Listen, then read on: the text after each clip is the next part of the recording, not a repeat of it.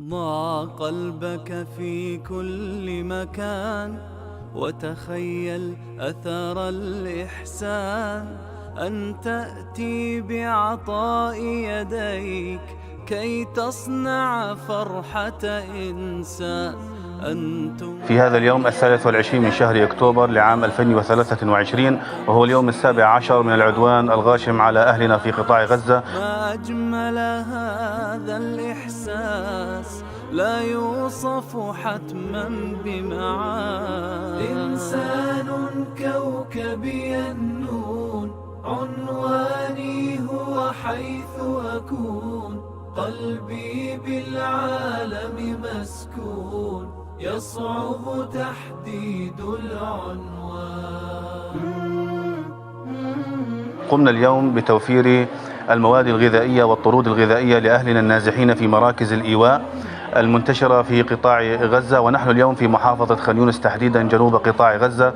وهذه الطرود جاءت بتموين كريم وجهد مبارك من إخوتنا في جمعية أهل الحديث المركزية بدولة باكستان الشقيقة. كأن سعادتك لديه وتهزك لحظة عينيه، دمع وسرور في آن، لا تسأل من أين ترى، من آدم بأبيك ترى.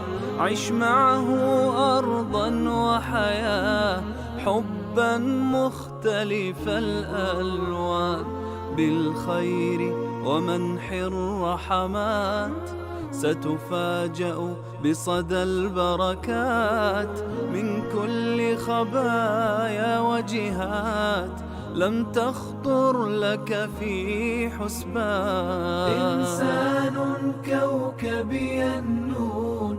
وفي هذا المقام نتقدم بجزيل الشكر وكبير العرفان لإخوتنا في جمعية أهل الحديث المركزية بباكستان والشعب الباكستاني الشقيق، سائلين الله تبارك وتعالى أن يجزيهم عنا خير الجزاء وأوفاه. عنواني هو حيث أكون، قلبي بالعالم مسكون، يصعب تحديد العنوان. إنسان كوكبي النون، عنواني هو حيث أكون، قلبي بالعالم مسكون، يصعب تحديد العنوان.